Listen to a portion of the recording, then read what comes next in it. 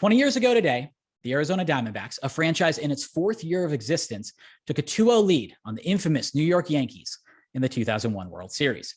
I'm Jordan Ham with Sports 360 AZ, and if you remember that game, Randy Johnson cruised through the Bronx Bombers, and Matt Williams put the nail in the coffin with a big 3-run home run late in the game.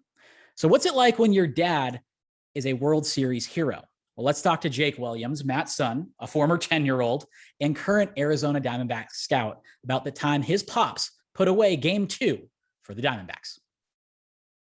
We're the same age. I remember in 2001 watching the World Series, and that was like all I could consume. Like, I was enamored with those 10 days of just like, what's going to happen? You had family involved. Your dad was a big part of that playoff run. What was that playoff and World Series run like for you as the son of Matt Williams?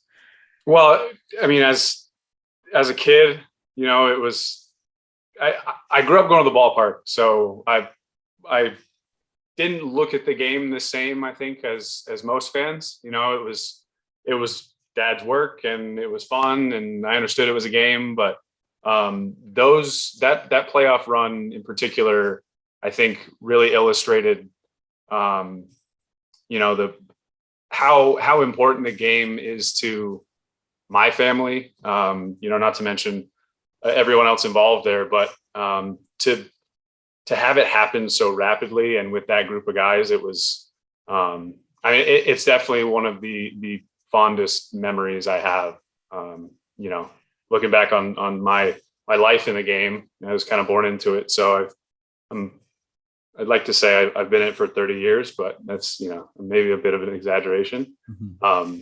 But yeah, it was such a unique experience. And, you know, you get to see grown men become kids again, which was fun. Were there other players' kids you were hanging out with consistently? Were there players in particularly that would kind of take you under their wing and go show you stuff and that sort of thing? Like, what was the dynamic kind of behind the scenes for you? Yeah, it was a big part of, you know, we can backtrack a little bit, but my dad played in Cleveland in '97, requested a trade, and you know, the ownership group and the general manager in Cleveland handled it very well and got him to Arizona. And a big part of, you know, his desire to come back to Arizona was myself and my sisters, and he made it a point to, you know, have me there as much as he could. And it was a very kid-friendly environment. And, you know, the clubhouse managers and all the guys that I still know and still talk to were amazing, taking care of a very rambunctious 10-year-old. You know, it was a bunch of hooligans at the ballpark. Mark Grace for sure was, you know, he looked after me. He would, you know, perform wrestling moves on the couches in there and throw me around the training room and, you know, have fun with me. And Jay Bell as well. I think the relationships that those two guys had with my dad, you know, they were sort of, you know, representative, a father figure as well within the game. You know, Gracie taught me so much. I throw left-handed, so I couldn't play third like my dad. So I went, you know, across the diamond to first base, and there's no one better to learn from than Mark Grace. Were you stressed out during that? Like, how did you internalize everything happening and, you know, that sort of thing, especially as a baseball obsessed 10-year-old? Yeah. I mean, I was locked in pitch to pitch. It was, especially facing the Yankees, it was like, you know, I didn't have, I want to call it, you know, David and Goliath thing, but, you know, I think we were a little bit better than you know, David is described in that story, I guess. Yeah. Not your average David. Yeah. Right. There you go. Yeah, that's better. But, you know, it was the New York Yankees. You know, it was like, it was the toughest hill that I think any of us thought we were going to have to climb. And, you know, I felt like I was getting 4 at-bats a game and swinging and missing at Mariano's cutter. And, you know what I mean? It was a stressful time, but it was fun because, you know, we got to win all those games at home, and the support was great. And just being that focused and I guess hanging on every pitch. When you come out on the positive side, it makes it that much better, I think. Totally.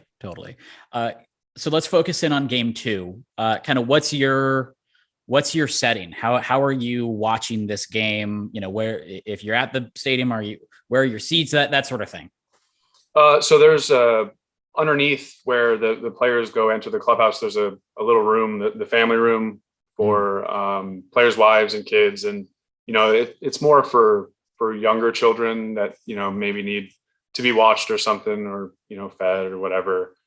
So that was always open for us. They had TVs, and they had I think they had PlayStation 1s back then, and so if our minds got squirrely, we'd go play video games or whatever, and then come back to the game. Also, the seats that we had were in the family section. Mm-hmm. So they allotted a certain amount of tickets per player through Major League Baseball, and it was it was a pretty good place to watch a game. I'll say that. But my stepmom at the time was there, along with her dad. My sisters stayed home, I think, most of the time watching, but I had to be there. So I was up and down the stairs, at the seats in the family room, kind of, jittery walking around even as a 10-year-old kid. But when it got stressful, I think I went downstairs, and when it was when it looked like we had some stuff under control, I think I'd go back upstairs. So that was really only one game. What was it, the 13-3 game or whatever it was? It ended up being game 6, I think. Yep. But yeah, so I kind of moved between those two, and then when I could get in, I'd go in the clubhouse and hang with the clubbies and watch it in there, because they got the live feed and everything going in there, and it's a great environment to watch a game. Totally. So with that home run, it was a 1-0 game when your dad came up pretty late in the game. Club's a 3-run home run, game pretty much in hand at that point, or it felt like things were going to swing the Diamondbacks' way. What do you remember about that, about the environment, and that sort of thing? Even 1-0 with the unit on the hill was like that was a comfortable lead. I mean, you hate to say it, but and then I think Pettit hung a little cutter in there, and the big man got the head out and gave 4-run cushion is gigantic for Randy. So I don't think I'll ever forget the eruption. Right off, he knew he got it. I think everyone knew he got it. So as soon as he hit it, it was the crowd. It was one of the loudest things I think I've ever been a part of in terms of inside a sports venue. But it was cool. I'm definitely proud of the guy at the time. It was cool to see him jogging around the bases, and knowing that he may have just put that one away, especially because they were going to New York after, and that was going to be tough in that environment. But it was a great way to start the home portion of the World Series for sure. But yeah, I was jumping up and down. I was going crazy. Yeah, I'm sure. Your dad played, won a World Series for the Diamondbacks. You've been a part of the organization now for quite a few years now as a scout. Just the impact of what is the impact of the Arizona Diamondbacks on not just your dad, but now your entire family? And what does that organization mean to you guys? It's quite a bit, man. It's not often that people can say that they've been a part of an organization since the beginning. It's something I take pride in for sure. I've got to see the successes. I've got to see the failures. I've got to see now that I'm in the department I'm in now, got to see a little bit of how the sausage is made, for lack of a better term. And that's been important for me as well. I think my identity as a baseball person runs through Arizona for sure. It's the only big league team I've really ever known. I was alive when my dad was in San Francisco, and I have brief memories of Cleveland, but when I think of the game and when I think of a team outside of my job right now, I don't think of anyone else than the Diamondbacks, especially how they took care of my dad and my family, and how great the people were, how great the people continue to be. It's a special group. They're always going to have a place, I think, in my heart, my family's heart. Jake, we appreciate the time and the insight. Taking a trip down memory lane to 2001 Game 2. Can't believe it's already been 20 years.